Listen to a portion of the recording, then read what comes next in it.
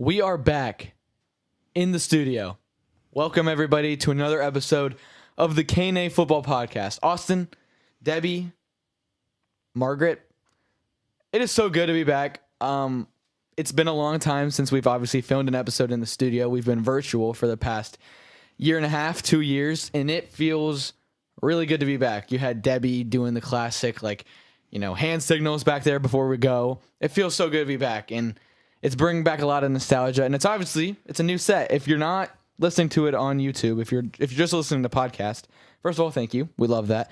But go ahead and check out the YouTube for this episode. Go ahead and follow, share with your friends, and check us out at K&A Football on YouTube, and go check out the new studio.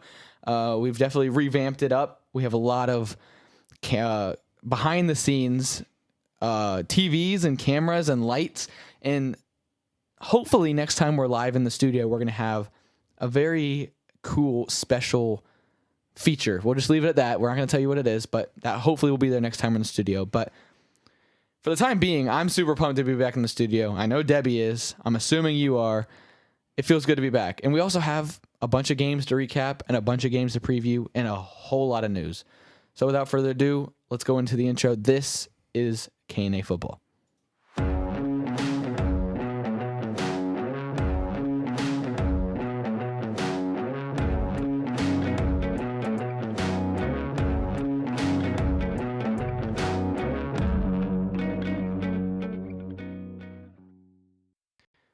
So Austin, let's hear, what are your thoughts here on this new studio? I mean, what are you thinking? Okay, so we've been getting little sneak peeks, or at least I don't know if you've seen it before walking in here today, but at least I've been getting little sneak peeks through Debbie, just as he's setting things up, sending something in the Snapchat group chat or the main messaging group chat or whatever else. And I'm just little things, and I haven't really actually seen it all together. So when I walked in here tonight, this is my first time seeing it because I'm home for fall break. So I was pumped. I was not anticipating how good it was going to look. I mean, it's just a culmination of everything that we worked on prior to me leaving for school. I mean, it's just little bits and pieces. I think I remember when we bought the tablecloths for this. I remember when we bought the bricks here so we could make it more aesthetic, the TV and the stand. It's just little things that have kind of made it through the whole way that are kind of fun. But obviously a lot of new stuff, the shelf behind you full of a lot of cool things, the new piece that'll be upcoming. It's just a bunch of stuff that's it's really, really exciting, and I'm really excited to be here. Yeah. And it truly is a bummer that it's only get to be one-time use and then we're back to virtual next week. But which is why I think it's very fair that Austin should just drop out of college. I think Debbie agrees. I think Margaret agrees. I think. Hold on, are you Margaret or Sue Ellen? Okay, Margaret. Margaret, yes. Yeah. Debbie agrees. Margaret agrees. I agree, and I'm sure your family agrees. Oh, for sure. So, if you're listening, we're gonna set up a GoFundMe for Austin to drop out. What's the amount for you to drop out and do this full time here in the studio? The amount, $10 and Austin will drop out of college and we'll do this full time. So hit up that GoFundMe in the description. So without further ado, clearly we've said it, $10 and it's good. So let's jump into our top 3 plays of the week. This was a very, Debbie says, oh boy, back there. So we're going to stall until Debbie can get it. As we're going, we're going to maybe hit some hurdles because this is our first time back. So bear with us. But but let it be known, even though this is our first time back and one time use, very sad, over Christmas break, True. I'll be here for a couple of weeks, so we're gonna get a couple of weeks worth of use out of this thing over that time period. So true. It's not this is just gonna get the one use and then we're out of here. We're gonna get a couple of uses. What about Thanksgiving? Aren't you coming home for Thanksgiving? All right, so our top 3 plays of the week. All right, so first up we have Aaron Rodgers and the Jets facing the Bills. We have 8 seconds left in the half, so we can go ahead and roll that potentially. Here we go. All right, so ball gets snapped. They're at the 52-yard line. Rodgers, king of Hail Marys, absolutely just launches one, and you know what happens. Goes up, catches it. I mean, it pops out there at the end, but the referee had ruled that it was a catch. So Aaron Rodgers with yet another Hail Mary to add to his career. Fantasy managers everywhere crying as it is yet again Alan Lazard, who seems to catch touchdown passes. I'm not even gonna lie. I was watching this game and it was 8 seconds until half, and I was like, all right, I'm gonna run downstairs. I'm gonna take a shower during halftime, and I'm gonna come upstairs and watch the second half. So I went downstairs and I got out of the shower and I see a text message from Harold, and he's like, what did he say? He texted me and you and Debbie. What did he say? He said like he still got it, or maybe he just sent. I think he sent a GIF of Aaron Rodgers and said he still got it, because we all know he's the biggest Aaron Rodgers glazer of all time. And I was like, oh, what in the world happened? And I looked at my phone and I saw, and I was like, wow, I can't believe that. And I went upstairs, and my dad, he had changed the channel when I went downstairs to shower, because he's like, yeah, it's halftime. And I was like, Dad, did you see what happened in the game? Apparently Aaron Rodgers threw a Hail Mary. And he's like, what? And we went back and looked, but it was a good play. I mean, yeah, like you said, Aaron Rodgers is the king of the Hail Marys. Yeah. All right, our next one is a little bittersweet. So here we have the Browns and Eagles again just before halftime. This time we have 25 seconds. Eagles going for a 57-yard 10 before halftime. So it takes the snap, kicks, and Myles Garrett gets a big paw up there, knocks it down. The Browns then go to return this, and they take it back all the way for a touchdown to tie it up just before halftime. I mean, talk about deflating for the Eagles. I mean, there's a massive game in my dorm room, and I had scheduled to meet and talk with my RA about potentials for going on a mission trip over spring break. And so I left the room, like I was going to the bathroom. I was going to go talk to my RA. It's like 25 seconds left. They're going to kick the field goal. It's whatever. And then from the bathroom, which is like, I don't know, 4 or 5 doors down from where my room is, I hear my roommate and my friend going absolutely crazy. And I'm like, what? So I like run back in there real quick. And they're like, you're never going to believe what happened. They just blocked the field goal and returned it for a touchdown. I'm like, you're kidding. And they show the replay, and it's absolutely fantastic. Couldn't have asked for a better go into that. Maybe me and you just got to not watch the games, and all the crazy stuff's going to happen. Apparently. All right, our last play of the week is going to be from Joe Burrow. He's about, I don't know, how far out is that? 47 yards. All right, so 47 yards out, pretty early in the game. I mean, we're only like, 4 minutes into this game. So here we go.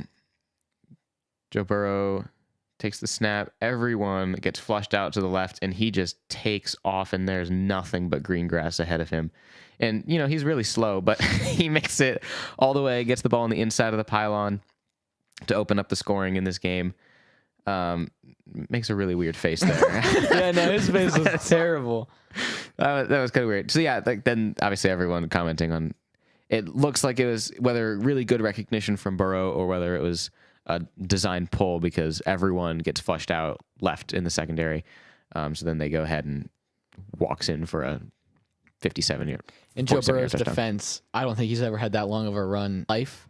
Yeah. And he was cooking. He was going pretty fast for Joe Burrow. I was watching and I was like, oh, like there's nobody. Like he just kept going and nobody was there, and I was very impressed. And I was like, typically like a 47-yard rushing touchdown, I don't think that's a top play, but the fact that it was a QB and the fact that it was Joe Burrow, I think you had not necessarily known for his mobility. Right.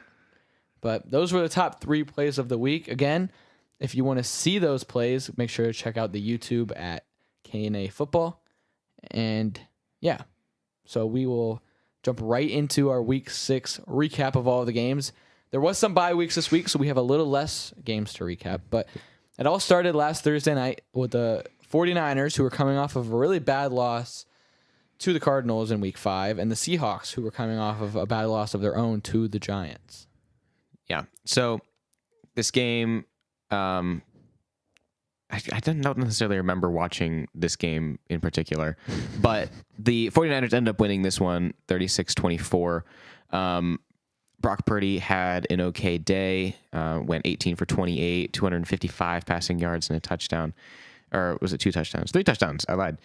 Geno Smith, on the other hand, went 30 for 52, 312 yards, though, a touchdown. However, the story for this game was the turnovers for the Seahawks. Geno Smith threw 2 interceptions, and then they lost a fumble as well. So that did definitely hurt them. The game was close. It was within 10 points. So obviously eliminating those turnovers would have been huge for them. Mm-hmm. And they had a lot of penalties in this game. DK Metcalf had a massive game, but all of his big plays got taken away from turnovers. He had about a 70-yard touchdown, I believe, that got called back from a penalty. And then he's better than Christian McCaffrey, but I was like, either they have found another dominant running back or this 49ers system is just incredible for a running back. And then Jordan Mason goes down and they bring up Isaac Guerrero. I don't know. Never heard of this man in my life. He comes out here, has 10 carries for 99 yards. Granted, a big chunk of it came on like around the last play of the game when he broke free. But I mean, that's very serviceable for like third string running back to come in and be able to handle his own and help lead you to a win. That's all you can ask for, especially out of a third string running back. And when you have such a dynamic offense with Kittle and Debo and Ayuk and end of offense, a good offensive line and a game manager quarterback, you should be fine. And it showed in this game. And they look like the 49ers that we've seen the last couple of years. And that's kind of what we've come to expect week in and week out from the 49ers. Yeah. Before we move on to the next game, I think that it's worthy of note. Like, obviously going 10 carries for 99 yards is really, really good for a third string guy.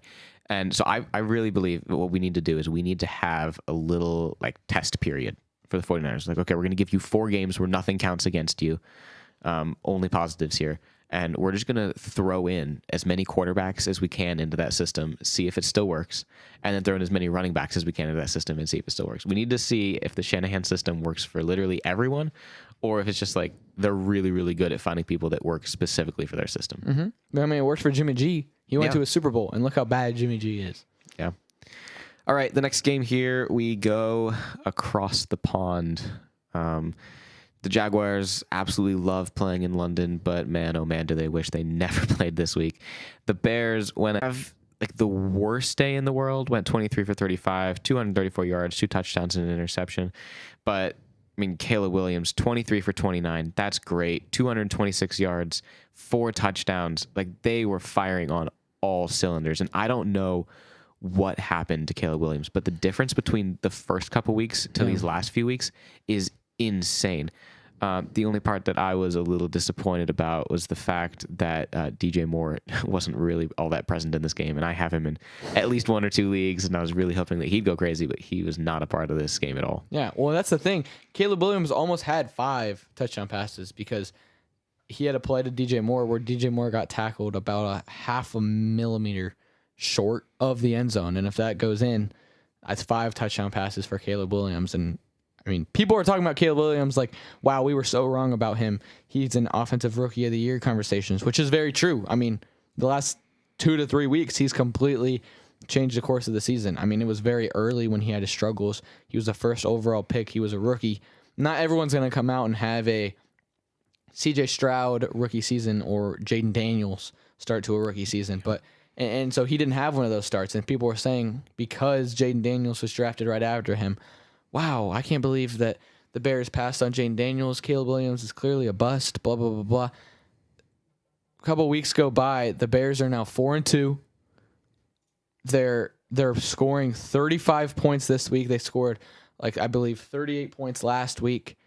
Their offense is clicking. Their defense, we know, is dominant. If they keep playing like this and Caleb keeps getting better, the Bears could very easily be a team that people are looking at in a potential playoff picture, which I think 2-3 weeks ago was insane to talk about because their offense was so dead. And so, I mean, it looks right now, at least, like the Bears and the Bears and the Commanders both made great picks at number 1. Yeah. We might have 2 staples at quarterback for the next however many years if this continues to pan out. Yeah, I don't remember the last rookie quarterback class where we've had that sort of proficiency with those first guys off the board. You know, I mean, you get Caleb Williams, now he's going crazy. Jaden Daniels, he's been going crazy since his first game out here. Do you remember the last time we had like 2 quarterbacks come off the board like that. Okay, I'm so sorry. I'm so confused as to what There's a lot going on right now. Sorry, Debbie. I know this isn't football. The Indians. They're in the playoffs right now. They're in the ALCS, right before the World Series, and they're playing the Yankees, and they're down 0-2 in the series. And they were winning. It's game 3 right now, and they were winning by 2. And on the drive to not Debbie's basement, on the drive to the studio, of course, the Yankees took the lead, and it's the bottom of the 9th, and my phone starts blowing up. Apparently, we just hit a 2-run home run, tie the game in the bottom of the 9th. So, I just got a text, I'm having a stroke from one of my friends, and, sorry, I'm going to, try to silence this, Debbie, but that's crazy. I know you were distracted too, because I was very distracted. I was really trying to because my phone was push through what I was blowing up behind me. But yes, I was back to the football. Back to the football. Do you remember the last time that we've had a 1-2 off the board like that for quarterbacks, and they've both been this proficient immediately? Last season, I saw the stat because obviously I was very invested last year with the Panthers having the first pick and the talk between Bryce and CJ. But every time that there's a talk with number 1 versus number 2, which quarterback should go 1 and 2, that one of them turns out okay or elite, but the other one is just nothing. You never get an instance of 2 dominant first and second QB picks that were talked about, who's going to go 1, who's going to go 2. And it looks like we're saying, to your point, I don't remember a time, and this is the first time it's really seemed that way. Yeah.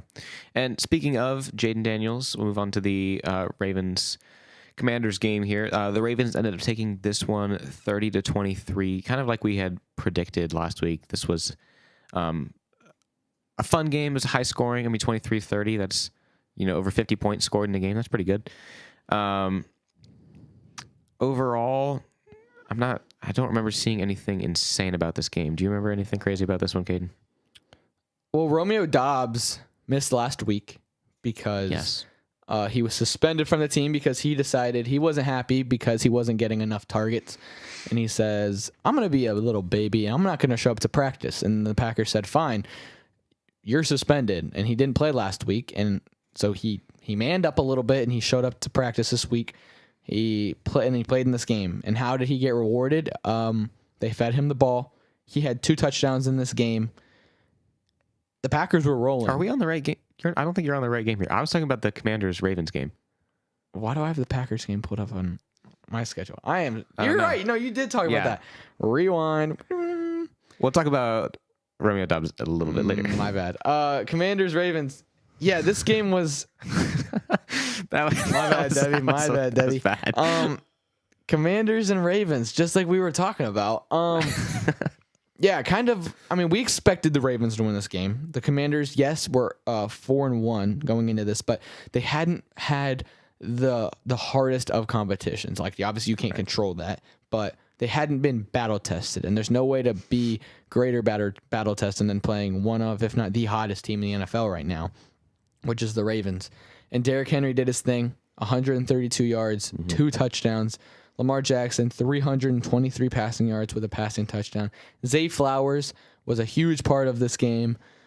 And Jaden Daniels didn't play bad. He had... let me pull it up here. He did everything he had to do. He had a chance there at the end if their defense had just gotten a few more stops. Only losing by 7 in this game. Yes, I know Washington fans are like, man, this was our chance to really show people. But... I don't think you can be upset with that. You did show people, out of all the games that you're going to lose this year, losing by 7 to the Ravens, who they're my pick, and I think a lot of other people's picks to go really, really far this season. I have them going all the way to the Super Bowl and winning the thing. So only losing by 7 to them, that's showing people pretty much all you need to know, because us and a lot of other people wrote the Commanders off at the beginning of this year. So to be able to go toe-to-toe with the Ravens is saying more than enough. Right, and their 2 losses, Washington's 2 losses this season are Week 1 to Tampa Bay, who looks phenomenal right now, and Jaden Daniels' first ever game, and then now to Baltimore, who, like you said, is a lot of people's Super Bowl picks. And Jaden Daniels had 269 yards, 2 touchdowns, and no interceptions. He had 22 rushing yards of his own, and they didn't even have their number one running back in Brian Robinson in this game. I mean, I don't think you're a Washington fan. I don't think Washington fans can be upset about this. I think it was a great game for them. Yeah. All right, now on to the Packers-Cardinals game. Packers win this game 34-13 pretty soundly. Don't spend too much time on this. Jordan Love had a good day, 258 yards, 4 passing touchdowns. The Cardinals struggle with ball control. They lost 3 fumbles in this game, which does it lose them the game? Probably not. It was a pretty big blowout, but it definitely doesn't help anything. All right, like you were saying, Romeo Doubs. What about him? There we go. Like we said, Romeo Doubs suspended last week. That whole saga we just talked about. What did he do in this game? He came out. He only had 3 receptions, but that was second on the team. That was tied for second most receptions on the team. He had 2 touchdowns in this game. That's what Romeo Doubs is looking for. He wants that touchdowns. He wants those stats to get that payday eventually, because there's a lot of mouths to feed on that offense. There's Christian Watson. There's Romeo Doubs. There's obviously Jaden Reed, Dontavian Wicks. I mean, they have a lot of good receivers. Maybe not dominant, not wide receiver ones, but a lot of very solid receivers. And he wanted his targets, he wanted his touchdowns, and he got them in this game. And they didn't really need them. I mean, they dominated this game 34-13. The Cardinals are such an up and down team, because last week, beating the 49ers, and then they go this week and getting blown out by the Packers. So yes, the Packers are a good team, but you expected a little bit more fight out of them. Yeah, like you said, how do you go from beating the 49ers? Like, yes, they have their fair share of injuries and their fair share of inconsistencies as well. I mean, the 49ers are only sitting at 3-3 right now, which who would have predicted that?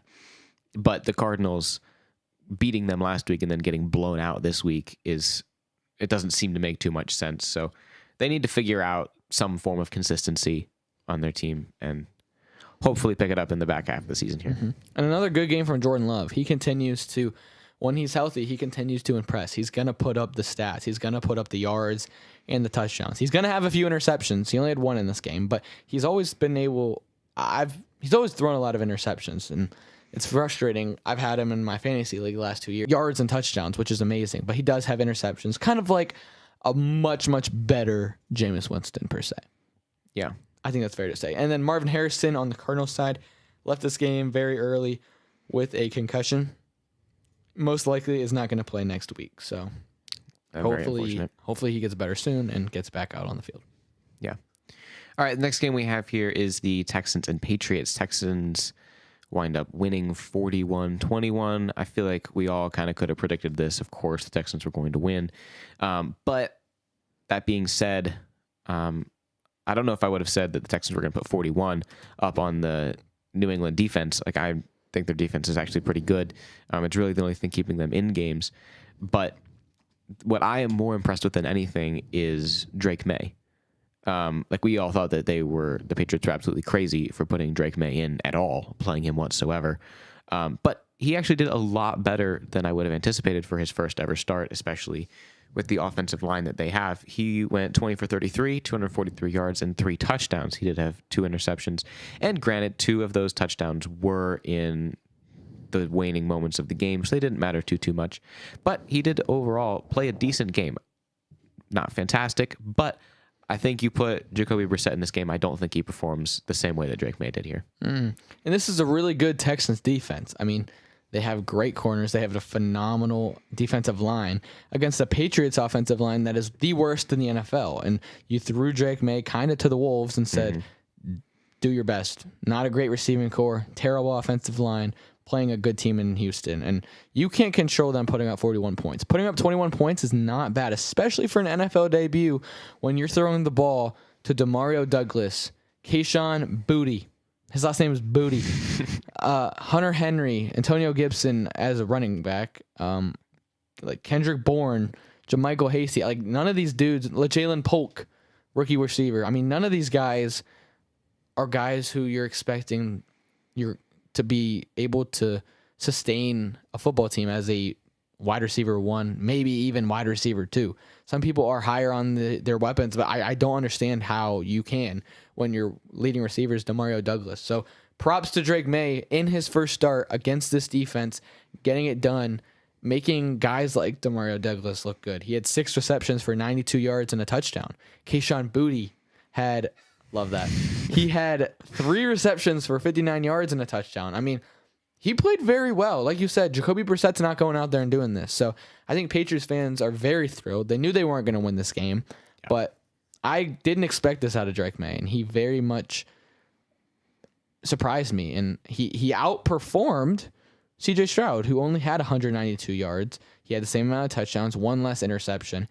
Yes, he didn't have to do as much, but props to Drake May. I was very impressed. I was as well. All right. Speaking of quarterbacks getting their first start, we're going to go over to the Buccaneers and Saints. The Buccaneers very handily won this game, 51-27.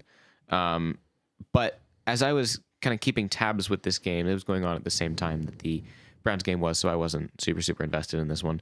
But as I was keeping tabs with this game, obviously I see that Tampa Bay gets to an early lead. They get out first possession, they go ahead and score. Then immediately, Saints get on offense. They throw it to what's his name? Olave. I was like, it's a Ohio State wide receiver. I don't know why I can't remember his name. Throw it to Olave. He fumbles. Buccaneers pick it up, take it back for a touchdown. All of a sudden, they're up 14-0. End of the first quarter, Buccaneers are up 17-0. Okay, I'm like, okay, this game is wraps. Like, sorry, Spencer Rattler, you're getting your first start, but this is not a great game for it. At halftime, the Saints were winning 24-27. Whoa, pause. This is kind of crazy, actually. You'll notice that the final score was 51-27, and at halftime they were up 24-27. They scored all of their points in the second quarter and proceeded to do nothing else the rest of the game, which, kind of weird, but whatever. 27 points in a quarter is insane. Yeah, it is. It's more to say that you go 27 and then nothing. So, whatever. Spencer Rattler, though, he's not a terrible performance from him. Went 22 for 40. Not good, but that's beside the point. QB. Rookie quarterback. First ever start. 243 yards. That's pretty good. A touchdown, 2 interceptions. Is it good? No, it's not good. Is he really raw?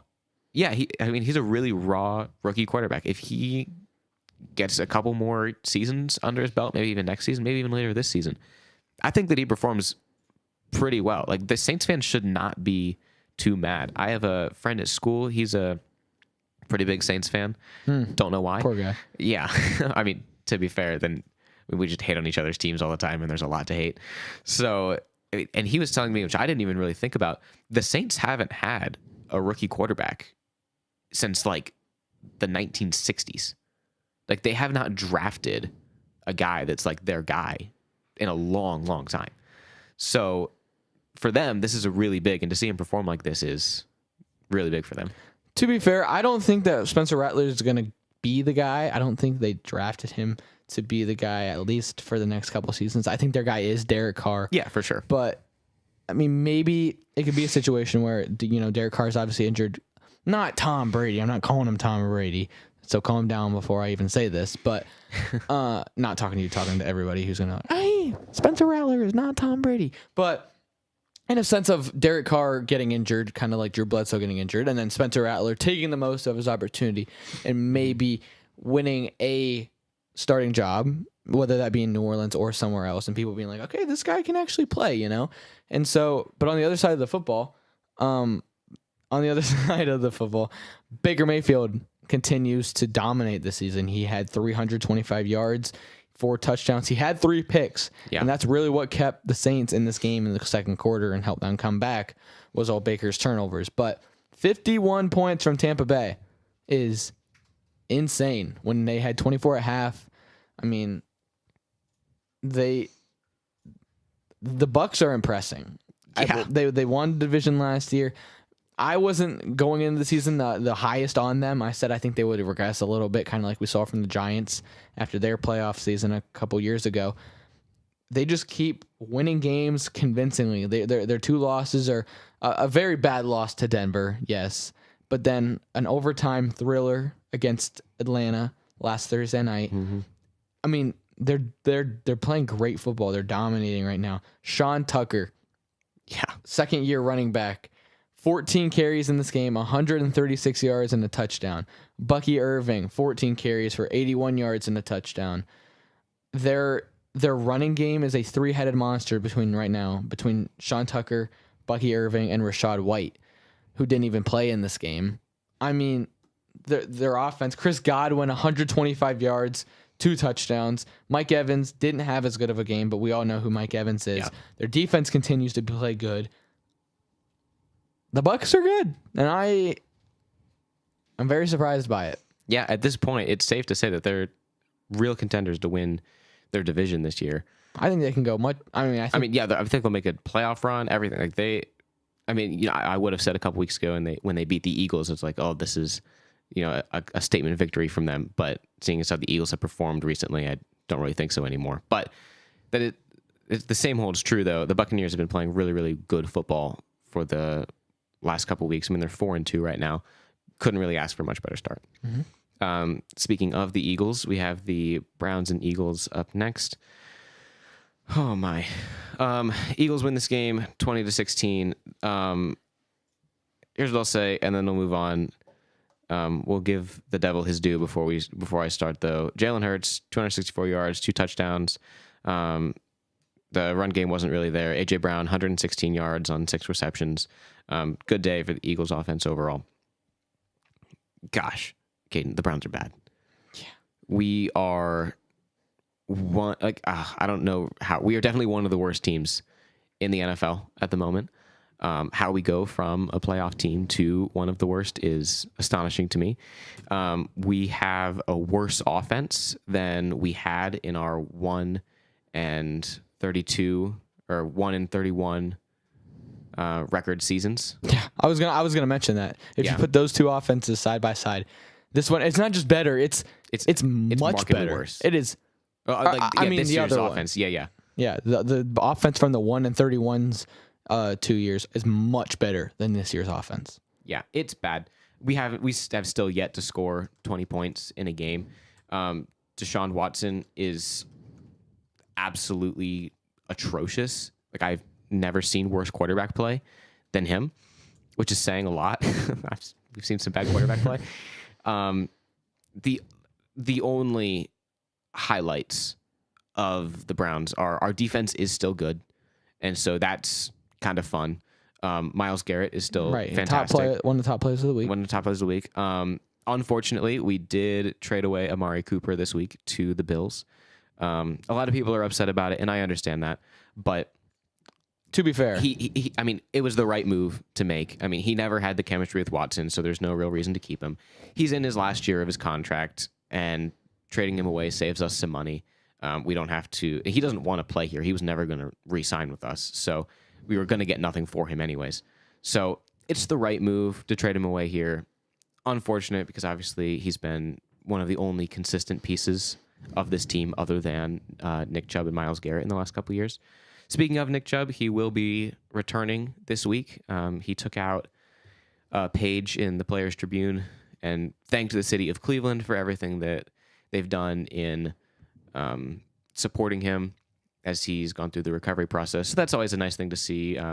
Everyone really loves Nick Chubb. So you love to see that. Love to see that he's going to be back. Excited to see how he does.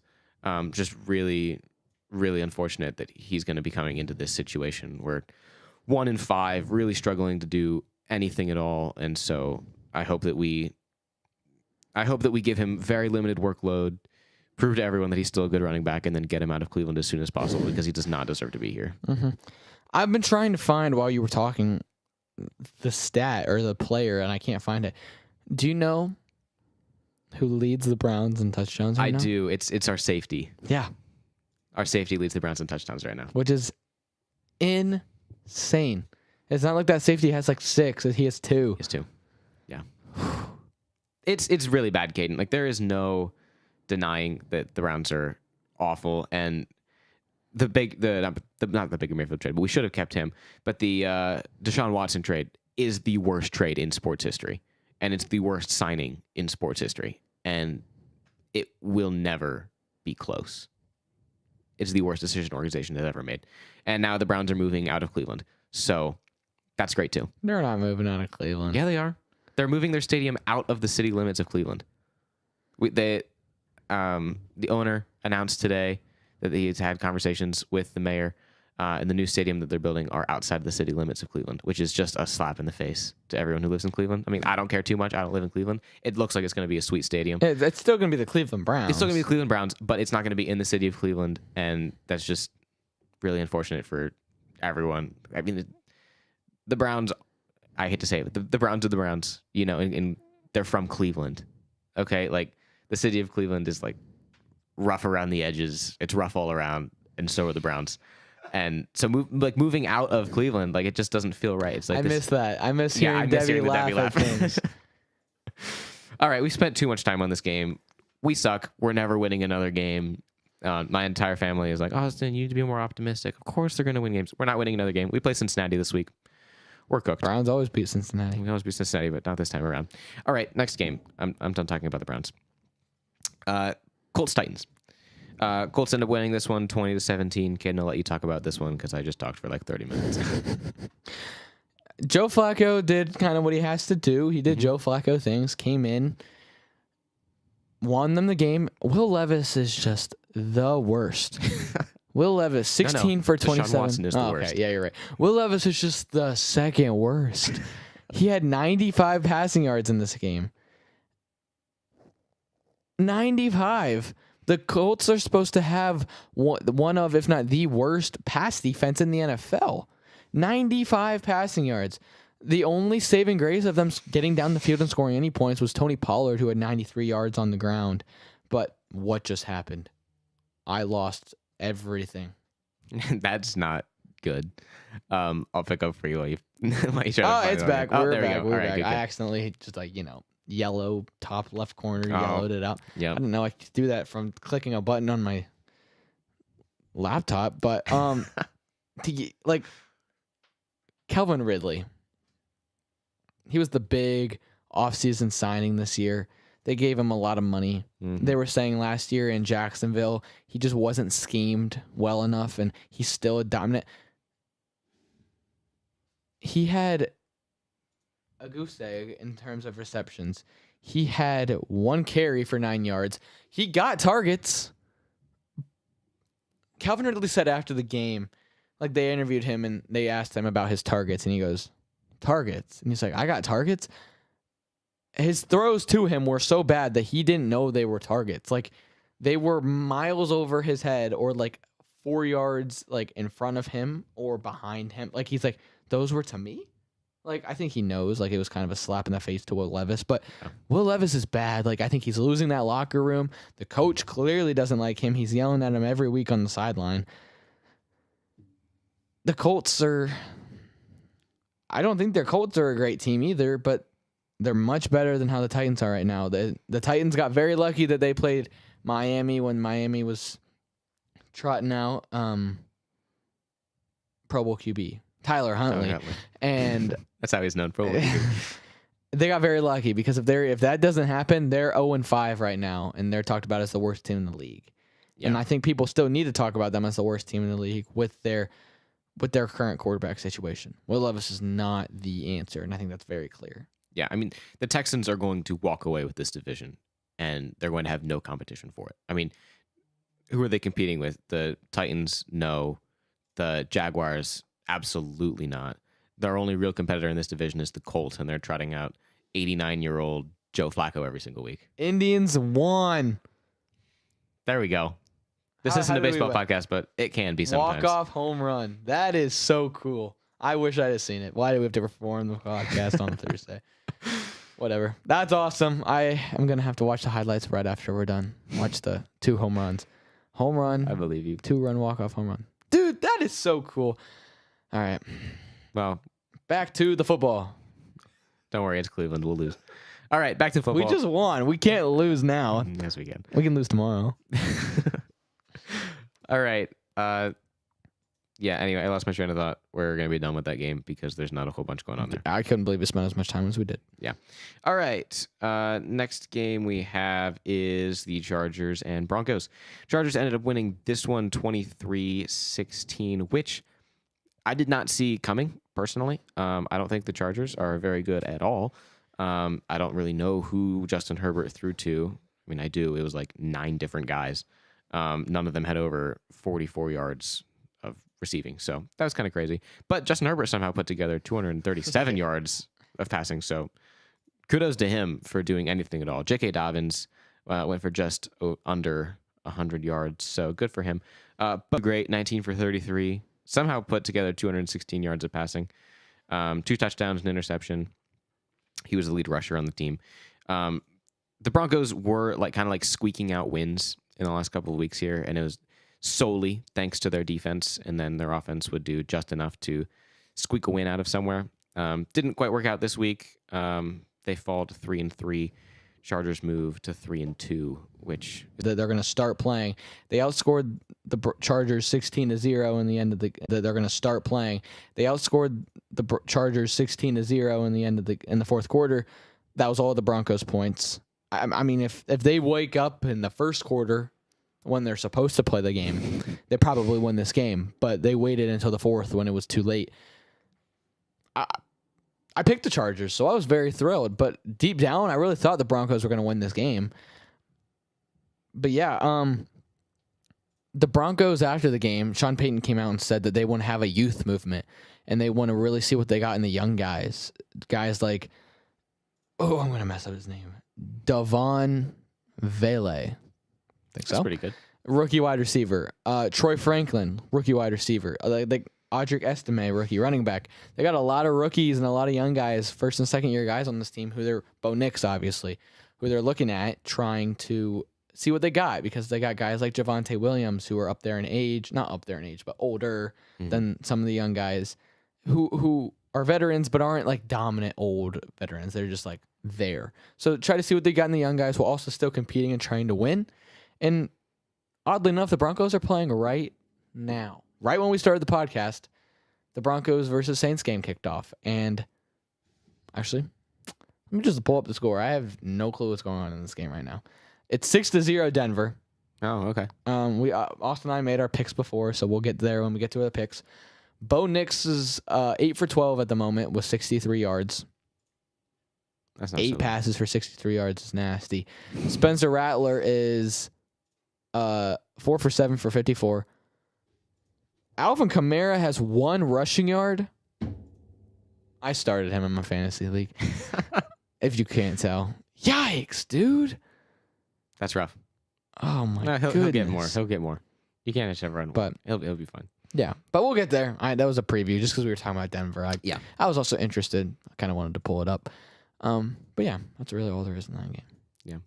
All right, next game we have here, and this one has a lot of interesting stories that come after the game. So we'll get to those in just a second.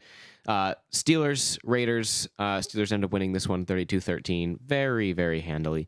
Justin Fields, again, just mistake-free football from him. He goes 14 for 24, 145 yards. Mistake-free football.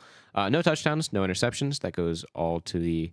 I mean, he didn't pass for any touchdowns. He rushed for 2 touchdowns. Which is good, great. Which is fine. Getting touchdowns is getting touchdowns. On the other side of the ball, Aiden O'Connell had, one of the days of all time. He went 27 for 40. I mean, it's not the worst in the world for Aiden O'Connell. 227 yards. That's all right. A touchdown and interception. Rushing wasn't really there for them, so it's easy to see how they lose this one. 13-32.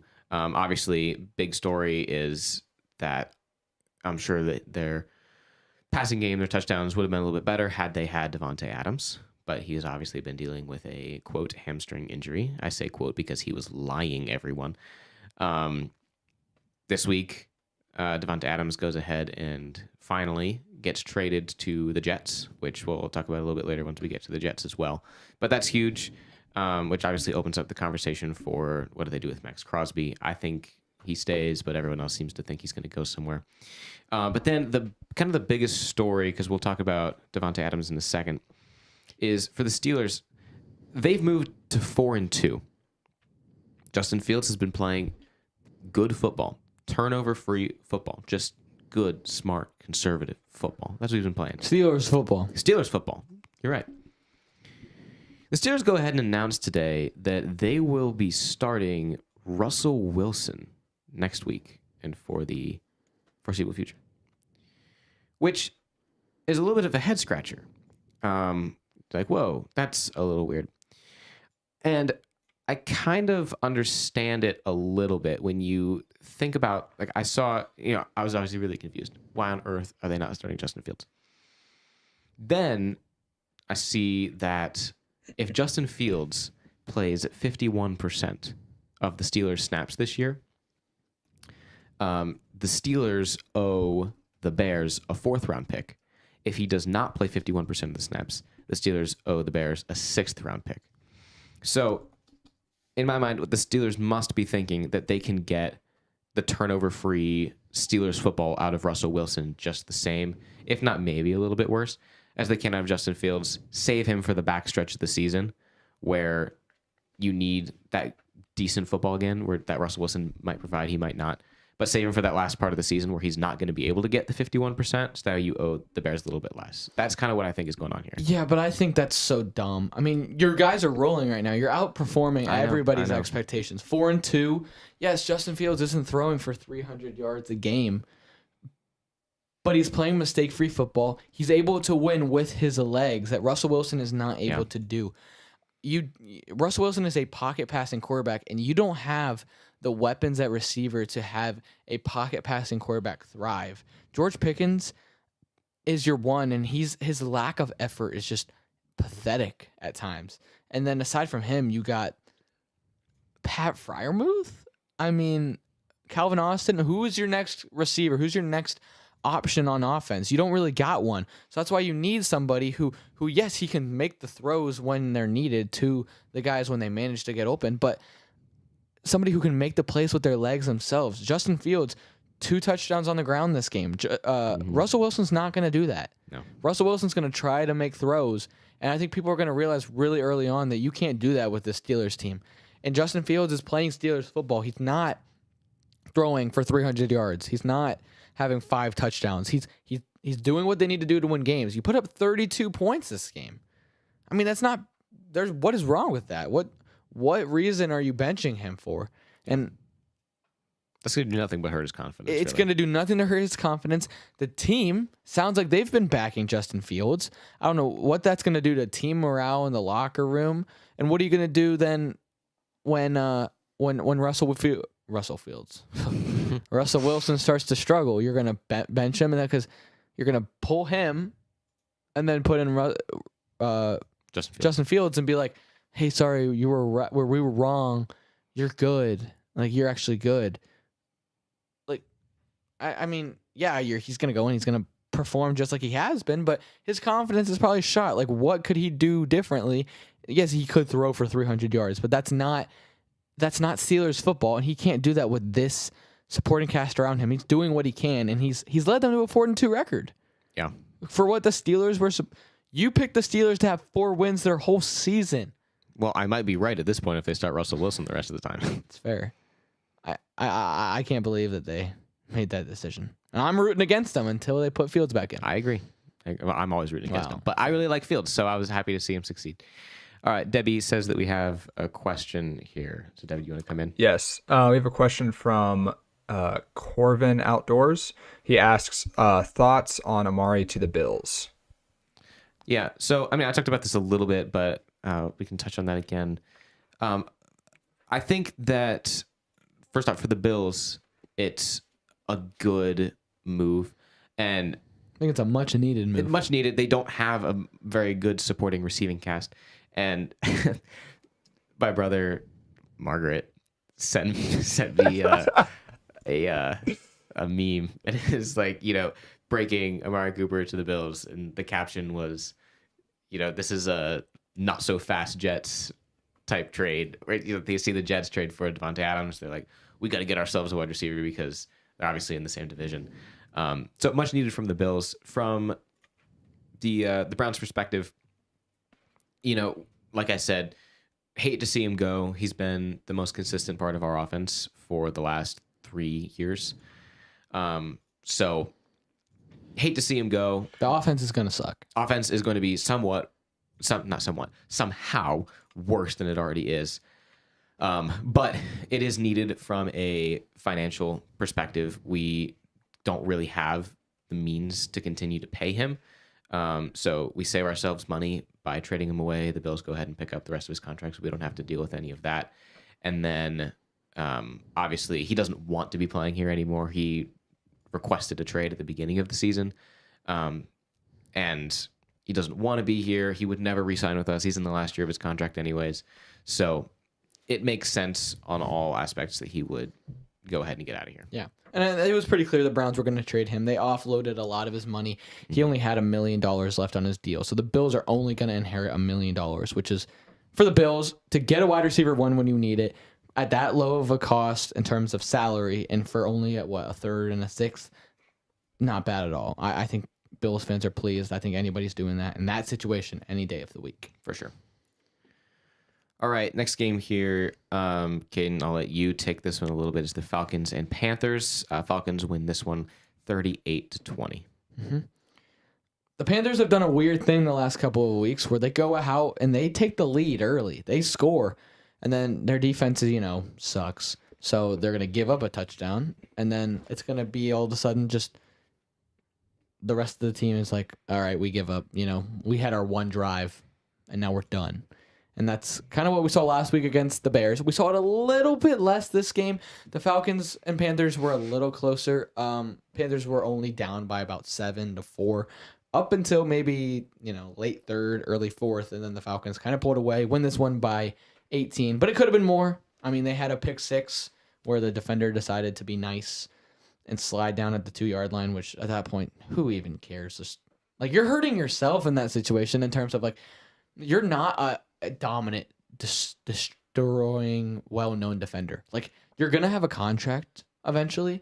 I totally understand the respect factor, but you're gonna have a contract up, and teams are gonna be looking at your stats, and yes, they don't only look at your stats. They look at your character. They look at your film, more importantly. But the stats, they do matter.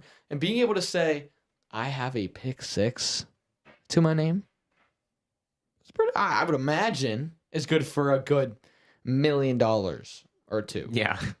And I understand you were nice. You Cash slid that down. in for $1 million. It's a division rival. Yeah. I mean, Panthers and Falcons don't like each other. At the Panthers Stadium, I don't understand why they didn't take that in that situation. But, I mean, obviously, the Andy Dalton backup QB, let's take him to the Super Bowl experience, didn't happen. But the Falcons continue to win. They're 4-2 now. Kirk Cousins had a good game, 225 yards, only one touchdown. Bijan Robinson, he had 2 touchdowns on the ground, while Tyler Algier had 1. Never did I think, that was a weird sound that it just made. Never did I think the Panthers were going to win this game. Panthers scored the opening drive, and I sat there on the couch, did not make a sound. And my mom was in the kitchen, and she looks at me, and she's like, "Are you okay?" And I was like, "Yeah." She's like, "The Panthers just scored and you literally didn't flinch." She goes, "I've never seen that in my life," which is not true. I have done that before. There's been a couple instances, but At least one other one. And I was like, "Yeah," and she's like, why?" And I was like, "Because we're not gonna win." And I was like, "I'm not even gonna get my hopes up." We play Washington next week. I know we're gonna lose. We're gonna probably score opening drive, and I'll be like, "Huh." So we're only going to lose 45-7 now instead of 45-0. But yeah, I mean, Chuba Hubbard is a dog. He's amazing. He's our best player on our team. But the rest of the team, they can be thrown into the XFL and the CFL for all I care. But the Falcons are good. That's really the conversation. We talked too long about it. Yeah. All right, next game here, we have the Lions and Cowboys, which takes the cake for game of the week, in my opinion. This was America's game of the week, Kadin. Did you know that? This was supposed to be the big game of the during the day slot. So this wasn't one of the primetime games, but this was supposed to be the game, man. 47-9. Wow. What a game. Yeah, we'll run through the stats real quick, and then we'll move on here. Jared Goff, 18 for 25, 315 yards, 3 touchdowns. Ooh, that's pretty good. David Montgomery, 12 carries for 80 yards. That's pretty good. 2 touchdowns to his name. Dak Prescott, oh, there we go. 17 for 33. That's not great. 178 yards. That's not great. 2 interceptions. There's the Dak Prescott we know. We even got to see some Cooper rush in this game. 8 for 11 from him, 46 yards, and an interception. Very nice. Very nice to see that he goes along with the rest of the team. Let's see. How did they do rushing? Oh, they had their top rusher had 25 yards. Gotcha. Yeah, this was a really bad game from the Cowboys. It's gotten so bad as to where Jerry Jones is firing radio hosts for calling out the team. I mean, the Cowboys are in a disarray right now. I mean, they're in January form. This is something we expect to see from the Cowboys in the playoffs, not in the regular season. And we've seen this twice now. They played the Saints week 2 and got decimated. And now this. The Lions were just having fun. And they were trying to score with their linemen after what happened last year with the reporting as eligible instance. Yeah. And, I mean, they all got called back due to penalty, which is like, come on, NFL, just let them have it. But Dan Campbell's going to keep trying it until you let him have it. But, like, yeah, very, very sad performance, but very dominant performance by the Lions. They look good, and they could do whatever they wanted on offense against the vaunted Cowboys defense. Yeah, I don't know what happened to the Cowboys defense last year. The Cowboys defense last year was like, man, no one wants to play this defense. They're so good. I don't know what happened, but teams are doing whatever they want with the Cowboys right now. Like, it is bad. All right, anyway, that's too much time on this game because it does not deserve this much time, other than the Lions. Like, I love watching the Lions win at all, but especially against the Cowboys. All right, Sunday night game, we have the Bengals and Giants. This was where we got our Joe Burrow clip from, so big run from him to open the scoring early in this game, and then we had no scoring for the next quarter and a half of football. Bengals end up winning this one 17-7, so I'm not entirely certain what happened here. I did not believe in the Giants defense, literally at all. I thought that the Bengals would score 50 on their head, but instead they score 17. T. Higgins had 77 yards. Jamar Chase right behind him with 72. Joe Burrow, 208 yards passing. Danny Dimes, 22 for 41, 205 yards. Daniel Jones is not the worst quarterback I've ever seen, and I really thought that he would be moving into this game. Turns out it's Deshaun Watson. Not too much going on in this game. The Giants' defense is good. Honestly, they got a great D-line, solid corners. The Bengals have an amazing offense, and they held them to 17 points. It could have been easily 10, but they broke away in the very end of the game, and Chase Brown decided to not be respectful and didn't slide. I respect that. If I'm an NFL player, I'm sorry, I'm not sliding at the 1. I'm scoring. I'm getting scoring the stats every single time. So respect to Chase Brown for that. But yeah, I mean, very boring game for a majority of this game. Pretty much all of it. I mean, I'm not even going to lie. I didn't watch most of it. I was like, this is lame. Not a good game. Yep. So that's all this game gets.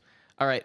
Final game, Monday night. We have the Bills and the Jets. The Bills win this one 23-20. No Robert Saleh to blame this time around.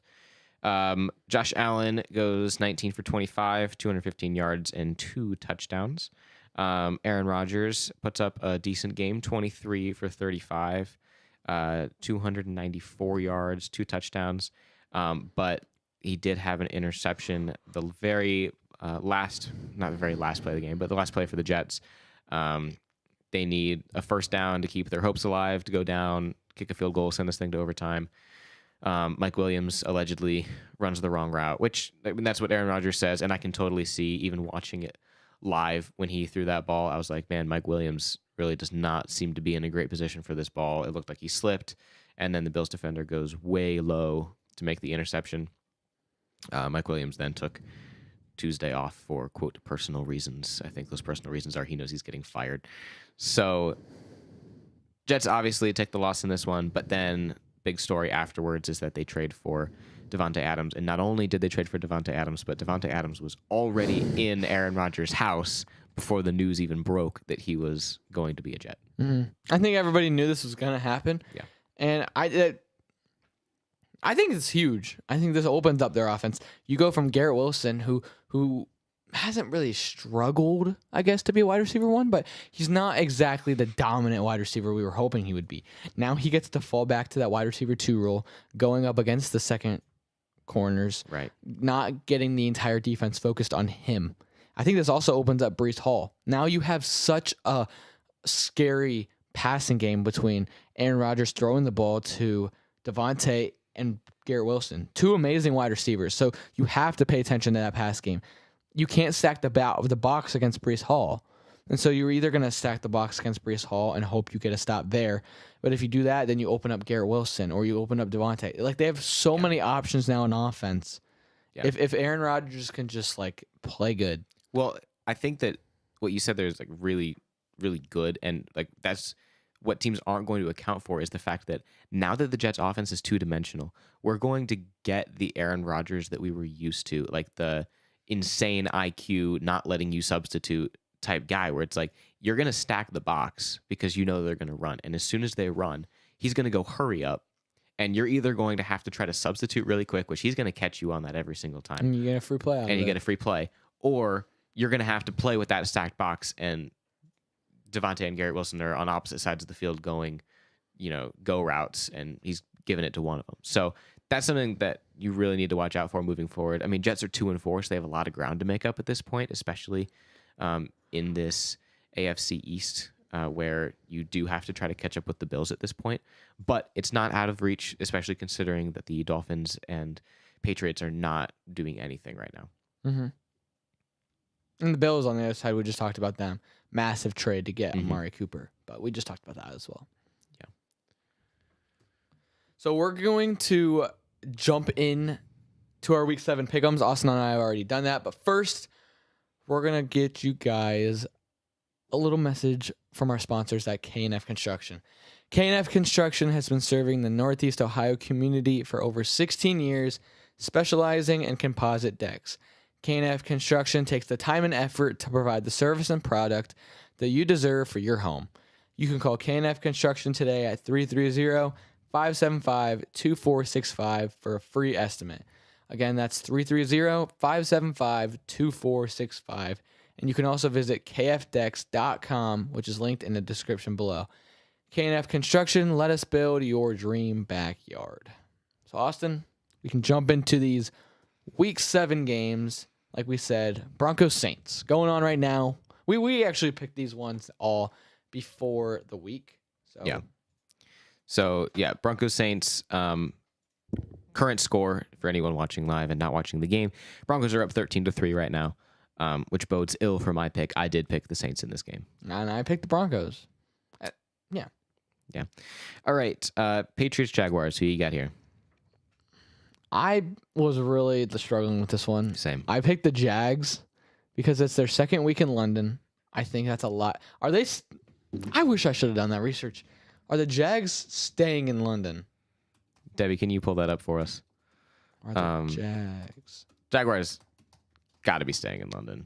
Like, I don't think There's no way they would come home just to fly back out across the time zones. Are the Jaguars staying in London between meetings? The Jaguars are London bound for a multiple week stay. Yep. There you go. Well, I mean, that definitely is going to help them. I'm picking Jacksonville after seeing that. Yeah. I am going to go New England. Wow, we've already differed on 2 this week. Yeah. Which is big as we normally agree.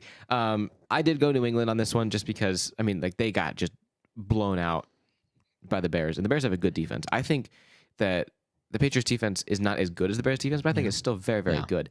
And with the way that Drake May played last week and the way that the Bears were able to slice apart the Jaguars defense, I'm going to go Patriots. I think it'll be closer than the Bears game, but I think they'll still win. Mm-hmm. All right. Seahawks Falcons. Who you got here? I picked the Falcons. Same. This one's a no-brainer too. Titans Buffalo. Bills. Cincinnati Cleveland. Again, Bengals. I do have Bengals. The Browns historically have beat the Bengals, but that's done now. Texans Green Bay. This is going to be a good game. Very good game. Very difficult game to pick. I am going to go with the Packers. Okay, I'm going Houston on this one. We're differing on a lot. This is not going to be good for one of us. Or it could split. Yeah, it could split. It could split. This one for me, no brainer as well. Dolphins, Colts. This is going to be another fantastic game. We have the Lions and the Vikings. I'm going Lions in this game. They really impressed me last week. And the Vikings, I know they're coming off of a bye, but last time they played, they didn't impress me against the Jets. So I'm going to go Detroit. They're really hot right now, and we just saw what they did to Dallas. Yeah, I'm going with the Vikings. Oh, man, we have 4 different. I know. I'm going Vikings on this one. I really do want to pick the Lions, but the Vikings are just so sneakily like 5-0. They really have flown under the radar with the fact that they're undefeated. Like I saw the NFL power rankings this week, and the Chiefs were ranked 2. I was like, oh, like who could be ranked 1? Completely forgetting about the fact that the Vikings are 5-0. So I am going to go with them. I think the Lions might have a really good chance to win this game. I'm really excited to tune into this one, but I can't discount the 5-0. Oh, fair. All right, Eagles, Giants. Eagles. Raiders, Rams. Rams for sure. Washington, Carolina. Washington. Kansas City and San Francisco. Another really, really good game. Obviously, if you tuned in last week, you heard the Hail Mary of the week. And because of that, I'm going Kansas City. I'm going Kansas City as well. It's obviously the Super Bowl rematch from last year. Obviously missing a couple pieces on each team from that Super Bowl, but I think it'll be really, really good. I'm going Kansas City. Jets, Steelers. I'm going Jets. Russell Wilson is not going to win. And they're bringing in Davante Adams for the Jets. I mean, I'm going Jets in this one. Yeah, I agree. There's a lot of factors going into why the Jets will win this game. So I'm going Jets too. All right, this is going to be another fantastic game. There's a lot of good games this week. Yeah. The Ravens continue to be in these shootouts, and I think this will be another one. Ravens, Buccaneers. This is a tough one. Both teams are playing really good right now. I'm going to go the Ravens. I don't think until I see a way for them to get stopped right now on offense, I'm not going to pick against them. Derrick Henry is doing whatever he wants. Lamar Jackson's doing whatever he wants. Even Zay Flowers got involved last week. So I'm going the Ravens, but I could definitely see Tampa Bay. I mean, they're good right now, and they're rolling, and they just put up 51 points against a good Saints defense. So yeah, I am going to go Tampa Bay.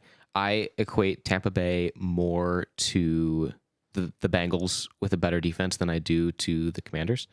And so I mean, the Ravens, did they beat? Yeah, they beat the Bengals 2 weeks ago when they played. But I think the Tampa Bay has a better defense than the Bengals do. I cannot remember their name for the life of me right now. So I'm going to go Tampa Bay here, but this is going to be a great game. I'm excited for it. And then Monday night, this is going to be... They're both Monday night. Oh, another one of the double well, good. I'm glad I don't have to watch this one then. Chargers and Cardinals. I picked the Chargers in this. I have the Chargers in this too. The Cardinals have not played great football, and the Chargers are coming off a really big win, so I have them here. We have 5 differs this week. That is awesome. It's gonna be big. I'll pull it up really, really quick just so we can keep everyone in the loop here. Kadin had a couple wins over me last week. He is now sitting at 59 total correct. I have 55 total correct, and we'll toss him in here because why not? He's been keeping track too. Debbie has also been keeping track, but he's all the way down at 45. So sorry about that, Debbie. And we will be hopefully this week posting the official poll for what our punishment will be at the end of the year. So be sure to be following us on Instagram as well, KA_football. So you can vote in that poll. That's this week, I believe you said. Yeah, that's this week. We'll be posting that. So if you have any other remaining ideas that you think would be really great, you only have a couple days left. Get them in while you still can. DM us at KA_football for any other punishment ideas you might have. Yeah, Debbie, not to just... Hold on, I'm making my picks on my other pick'ems real quick because, Debbie, not to, this is not a dig at our beloved Debbie, of course. Debbie, this is not a dig. Please don't take it that way. Let me just make sure all my picks are finalized in this one.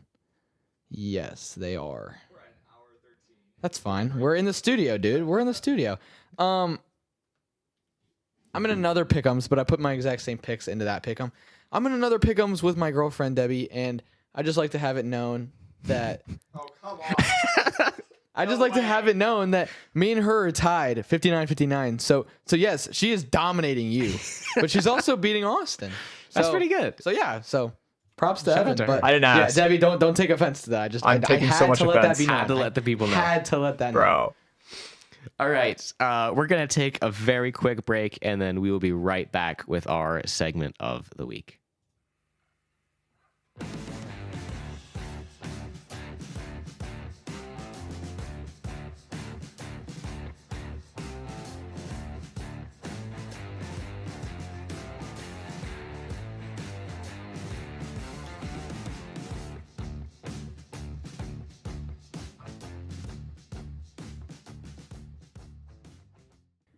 Welcome to this week's special segment of K&A Football. This week, Austin and I are going to be doing a Call It or Scrap It segment. Now, how does this work? Every time it's a Call It or Scrap It, I guess. Debbie will give Austin and I a question, kind of a yes or no type of question about the NFL, and Austin and I will then have to either call it, like call the play, or scrap it. We're saying no. We're saying don't run that play. We disagree. Wrong. So without further ado, I guess we'll just jump straight into the question. Debbie, do you have this week's Call It or Scrap It segment question? I do have it. All right, so this week's Call It or Scrap It is all four NFC North teams make the playoffs. What do you guys think? Ooh. I like that one, actually. That's a good one.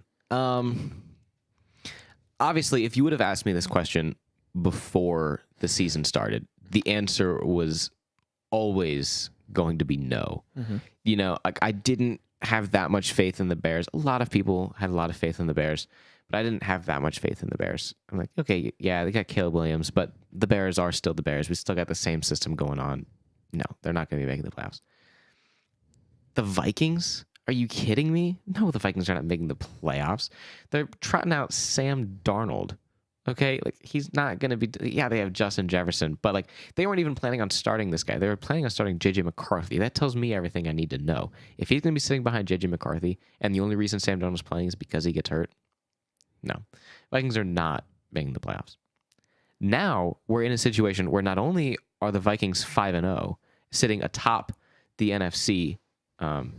And tied with the Chiefs for first place in the entire NFL. But if you were to look at the standings, like playoff picture right now, today, playoff start at this exact moment, we have the Vikings at 1 for the NFC, Falcons at 2, Commanders at 3, 49ers at 4. All right, there are division winners at the moment. Then we have the Lions at 5. There's an NFC North team. Buccaneers at 6, Packers at 7. They're an NFC North team. The Bears are sitting just outside right now. They're sitting at 8, and they have the exact same record as all of the non-division winners right now. Okay, other than the Lions because they played one less game. Mm-hmm. That is huge. Like, that is, like, they're sitting above the Eagles right now. They're sitting above the Cowboys. Obviously, they're sitting above the Saints, but they've been playing well in the first half of the season here. That's, I don't know, man. Like, that is a pretty good resume, you know, for the NFC North. All you need is I mean, it's a tough stretch because you need the Buccaneers to not make the playoffs, or Atlanta, right? Yeah, you need one of them to miss out. You know, not only win the division, but then the other one have a worse enough record to not make the playoffs. So, I mean, that's going to be tough because they're both playing really, really well. But other than that, like, I think they got a good resume for all of them making the playoffs. So you're going to call it or you're going to scrap it? I'm going to scrap it. Not because I don't think that all of the teams are playing really, really well. Like, they're all playing so well. But it is so hard for all four teams to make it. Like, you need... I mean, there's only 7 teams that make it in. So... Over half would be from their division. Yes. So you need the entire non-division winners to be from your division. That's a tough task. I'm going to scrap it, but all the teams are playing really, really well. Yeah. I'm also going to scrap this, like you said, not because I don't think it's it definitely I think all four of these teams could make the playoffs, but I don't think they all four will be, but any four could make the playoffs, but it won't be all four. Because one thing that is important that we're leaving out is all four of these teams have to play each other 4 times, like two each has times to play each. each other twice. So Yeah. they're gonna be taking shots like at each other. Like you're not gonna get another week, like a lot of weeks where the Lions win and the Packers win and the Vikings win. Like there's gonna be many weeks, 8 weeks. Yeah. Would that be where the Vikings? Like one of those teams has to take a loss. And if you want all 4 teams to squeak in, you're going to have the rest of the NFC really struggle, like the rest of the non-division winners. And right now we have Tampa Bay, who's playing like one of the hottest teams in the NFL right now. Also Atlanta, like one of those teams are probably, I mean, obviously one of them is going to win the division, but most likely the other will make the playoffs if they continue playing like they are. Philly, they're not playing up to their standards right now. We would expect them to get going. And maybe Washington takes a step back, but they could still remain in that conversation. I think the NFC is a lot better than what people thought it was going to be this season. And why I think any of those 4 could make it, I don't think all 4 will, because they have to take so many hits playing each other multiple times a season. And it's by far the most competitive and most dominant division in the NFL right now. I mean, the Bears are 4th and they're 4-2. That's incredible. Yeah. And obviously that's tied with the Packers. They are a game behind the Lions, but only because the Lions had a bye week. And then the Lions are only a game behind the Vikings. So it's a really tight division. Mm-hmm. Super excited to see how the rest of this year plays out for the NFC North and for the rest of the NFL. So we will see you guys next week when we recap week 7, see what happened with these NFC North teams, see what happened with these new wide receivers in their new places, see what happened with Russell Wilson, see what happened with all these storylines and situations. So stay tuned. We will see you guys next week. Hopefully we will be presenting what the punishment is next week. So make sure you stay tuned to our Instagram, KA_football, and pay attention to there when we're announcing things and having votes and polls up this week. And unfortunately, we aren't going to be here. We're going to be online again. So make sure you go hit up that GoFundMe page and make sure that Austin drops out of college. So we will see you guys next week, and thank you for watching.